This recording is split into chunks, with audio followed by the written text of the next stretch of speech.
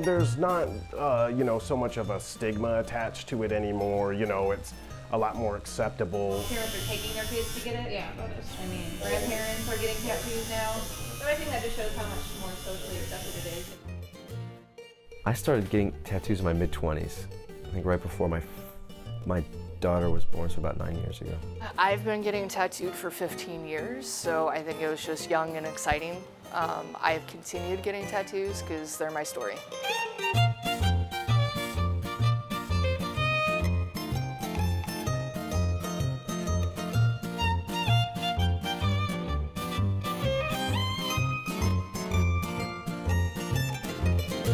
I've got a regular client who's 76. He comes in once a month and gets some work done, and I've definitely done a lot of first tattoos on people over the age of 60. So it's pretty neat.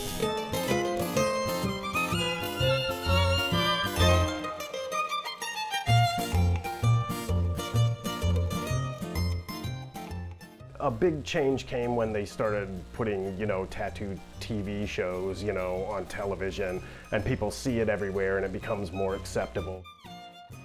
I think we do see more visible tattoos. Whether those existed before, they just weren't visible, I don't know. But I think we do see a more accepting environment, perhaps society-wide, for tattoos.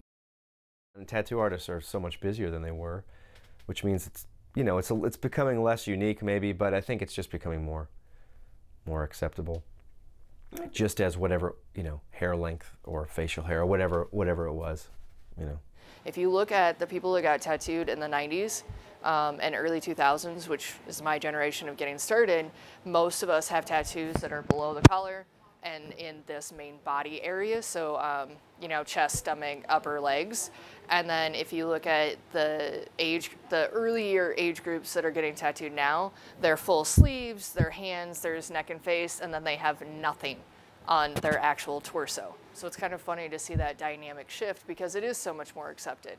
And their colors are much brighter and their designs are much better because we've really created an evolution in this tattoo industry. I have noticed that. Tattoos are becoming more and more prevalent, especially among the Gen Xers and the Gen Ys.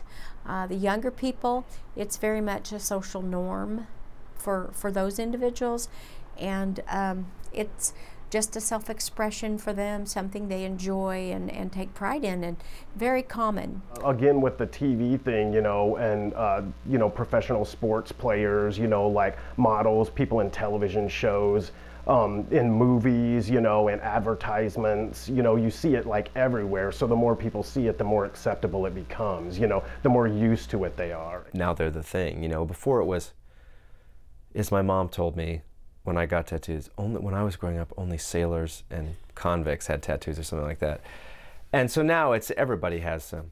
The average tattoo that people get, you know, in the past, say, you know, 15 or 20 years ago, people would maybe get one tattoo that was like just a small tattoo, where now the average tattoo someone gets is much bigger. The things that inspire my tattoos are the things that I like. I got a pink yard flamingo on the day that Don Featherstone, the creator of the lawn flamingo, died. I've got this moai from Rapa Nui, Easter Island. I've got a tattoo of one of my favorite guitar players, Ry Cooder. I have Roy Rogers here. I have an old Rock of Ages tattoo, and then I have another Star Wars one. I always wanted one, and I had a teacher in high school. He said, you know, you wait a few years, and I waited, you know, until I was a grown man to do it. And I'm glad I did wait, because the things that I was into in college maybe, or that I would have gotten, I probably wouldn't necessarily have wanted now. I waited because, I don't know, I just wanted to be sure, and I wanted to be mature enough to know who I was and not get something stupid. I quit counting at 23 because I have a full back piece, a side piece, and a full sleeve. So to go through and count individually, I have no idea. Oh, I was young, and it was kind of the popular thing to do. You know, I got a peace sign on me when I was 17. Mine are just a personal regret. I just don't like the artwork that's on me now, is pretty much what it is. And I don't like the way people perceive them. You know, they see it as, you know, they treat you as a partying crowd, usually, or irresponsible, and I'm in a field where I need to be taken seriously at all times. We do have a lot of people coming in with tattoos. Actually, in staffing, we see both sides of the equation. I deal not only with clients, people who are hiring managers, but also with the individuals who are looking for work. And it's definitely a modern current trend in job seekers. We see a lot of people with tattoos, yes. I think that personal expression is something that over the last, say, 10 to 20 years has been more acceptable throughout society, and that does show up in the workplace. But we do have a lot of workers that walk in here with tattoos, and they're great. You know, whether they have them or not, you know, they do a wonderful job. It's just presentation, professional presentation. There are two things going on where employers want to find good workers, and in some cases they have to be more tolerant of personal expression by their workers if they're going to attract good workers. The other thing going on is that as society becomes more accepting of personal expression, then employers who are sensitive to the interests of their clients or their customers, they've also become just naturally more accepting of personal expression. Out there in the like job market and everything, you know, a lot of places they still don't want you to have big visible work, you know, and it makes sense, you know, because a lot of places they want to, you know, portray like a professional image, you know, and it's not that having a tattoo makes you less professional, but you know, you wouldn't work somewhere wearing like high shorts and a belly shirt or something either, you know what I mean? It's like, you know, they want you to look the part for the job. Unfortunately, the hiring managers that we work with are different by industry and also individually. Some of the people, especially the ones in more professional fields, such as accounting, customer service, sales, and some of the engineering roles, a lot of those positions are much more conservative. We have a lot of public remodel jobs at retail stores where you're out there on the floor with customers, and it was a request to not have any that show. They did not want their customers seeing any big tattoos or big piercings at all when you're on the floor with retail.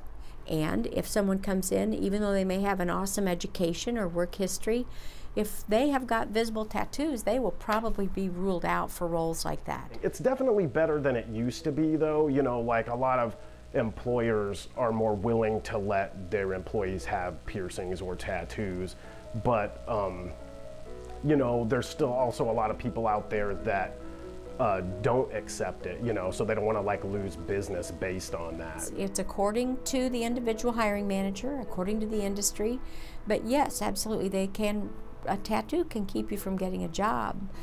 A tattooed person is not a protected class. You can be discriminated against because of your tattoos.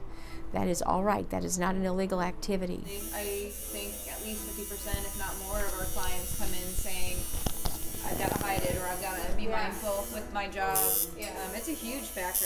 And if it's not a current job they have, it's the job they want, or a job in the future.